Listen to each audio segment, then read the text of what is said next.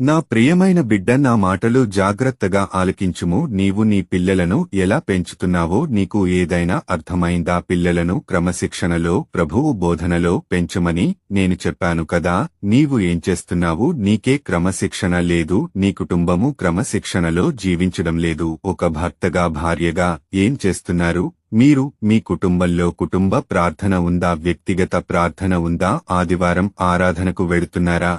ఉపవాస ప్రార్థనలకు వెడుతున్నారా? సభలకు వెడుతున్నారా? లేదు కదా. ఒక సామెత చెబుతాను, జాగ్రత్తగా ఆలకించుము. ఆవు వెళ్లి చేను మేస్తే దూడ వెళ్లి గట్టు వేస్తాదా? లేదు కదా. ఆవు వెళ్లి చేను మేస్తే దూడ కూడా వెళ్లి శని మేస్తాది. అంటే నీవు ఏది చేస్తావో నీ పిల్లలు అదే చేస్తారు. నీవు ప్రార్థనకు వెళితే నీతో పాటు వాళ్లు కూడా వస్తారు. నీవు ఇంట్లో కుటుంబ ప్రార్థన చేస్తూ ఉంటే వాళ్లు కూడా నీతో కలిసి ప్రార్థన చేస్తారు. నీవు ఇంట్లో బైబిల్ చదివితే